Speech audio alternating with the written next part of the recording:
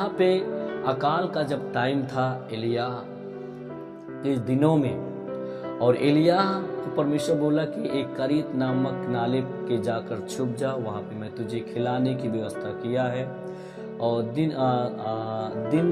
सुबह में और दिन में भी शाम में भी कौवा जो है, कौवों को परमेश्वर जो है आदेश दिया था, और कौवा शाम सुबह एलिया के पास रोटी को लेकर जाया करता था और एलिया को परमेश्वर इस रीति से खिलाता था।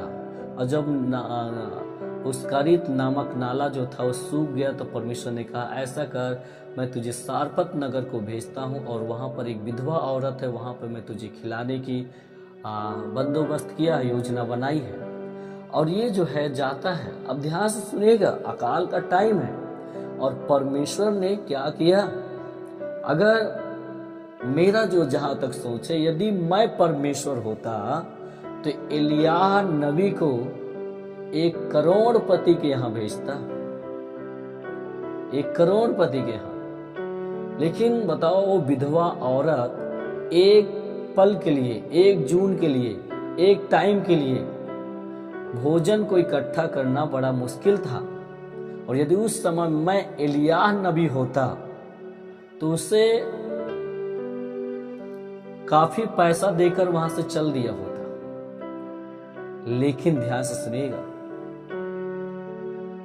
ये मनुष्य की सोच है, मनुष्य की बुद्धि है। परमेश्वर का योजना एक अद्भुत है, लेकिन एलिया परमेश्वर की बात को मानकर चल दिया। आमीन। परमेश्वर की बात को मानकर चल दिया और बगैर झिझके, जब उससे मिला सारपत नगर की विधवा को एलिया, तो बगैर झिझके उससे क्या मांगा? पानी मांगा। और जब पानी लेने के लिए जा रहे थे तभी एलिया कहता है, 1 रोटी का टुकड़ा भी मेरे पास पका कर लेकर आ।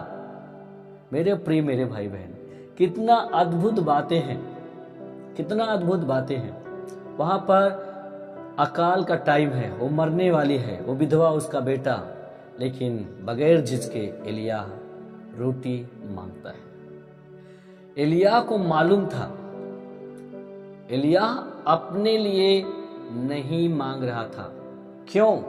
क्योंकि वो जानता था कि परमेश्वर जो है, जो सारी आशीषों का जो स्रोत है, सारी जीविका का जो स्रोत है, वो परमेश्वर है। और इस विधवा को परमेश्वर किसी न किसी तरीके से वो खिलाएगा, ये एलिया जानता था। इसलिए बगैर झिझके उसने क्या किया? रोटी का टुकड़ा मांगा। वो अपने लिए नहीं मांग रहा था, बल्कि उसी के लिए वो मांग रहा था। मेरे प्रिय परमेश्वर, वह जानता था परमेश्वर उसे खिलाएगा। और उससे जब मांगा, जब वचन के अनुसार सारपत की नगर की विधवा एलिया की बात को माना, तो वचन में लिखा, जब तक अकाल था ना घड़े का मैदा ना कुप्पी का तेल घटा। उस कंगालपन में भी उसने क्या किया? पर गरीबी में भी रहकर उसने खिलाया। तो यही चीज को मैं बता रहा हूं कि देने वाला एक आत्मा होना चाहिए, तभी हम आशीषित हो सकते हैं। मेरे प्रिय मेरे भाई बहन, आज देने वाली आत्मा नहीं है, कंजूस की आत्मा से हम घिरे हुए रहते हैं।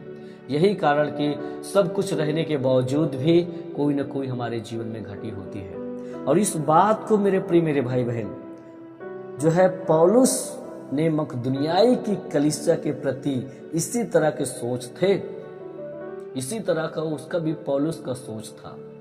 मकदुनियाई की कलीसिया जो सताव को सह रही थी, सताव में मर रही थी, कलीसिया से उदार भेंटों को हृदय से ग्रहण करता है। जब इपफ्रुदीतुस भेंट को लेकर जाता है तो पौलुस उसे क्या किया? बड़ी हृदय से उसको ग्रहण किया। इसलिए पौलुस कहता है, मेरे प्रिय मेरे भाई बहन, फिलिपियो 4:19 में, मेरा परमेश्वर भी अपने उस धन के अनुसार जो महिमा सहित मसीह यीशु में है, तुम्हारी हर एक घटी को पूरा करेगा। याद रखिएगा, एलियाह ने वहां पे उस गरीब जो विधवा थी सारपत नगर की, उससे जब मांगा तो उसके क्या हुआ? उसका घटी हुआ नहीं, बल्कि बढ़ती था, बहुत दिन तक जीवित रहे, खाते पीते रहे। मेरे प्रिय, सोच हटा दीजिए हमारे पास जब पैसा होगा, अच्छा नौकरी होगा, बिजनेस होगा, तभी हम परमेश्वर के लिए देंगे। नहीं, आप जैसे भी हो, जिस भी हालत में हो, आप कूदते नहीं है, आप उदारता से, बड़ी प्रसन्नता के साथ जब आप देते हो परमेश्वर के राज्य के लिए, तो परमेश्वर आपके लिए मार्ग खोलेगा, आपके लिए रास्ता है। वो खिलाने वाला परमेश्वर है। मेरे प्रिय मेरे भाई बहन, आप उस पर आप डिपेंड रहे, यहोवा पर, वो आपको खिलाएगा। और यहाँ पे पौलुस सेम वैसे किया। पौलुस तो उस समय पे जब कंगालपन में थी, भेंट को ग्रहण ना करता, एक्सेप्ट ना करता। वो कहता ऐसे भी गरीबी में है, नहीं ये भेंट मुझे नहीं चाहिए। लेकिन वो जानता था सारी जीविका का स्रोत, सारी आशीषों का स्रोत परमेश्वर है। यदि मेरे लिए किए हैं परमेश्वर के एक दास समझकर, तब इसका कई गुना परमेश्वर इस दुनिया की कलीसिया को आशीषित करने जा रहा है।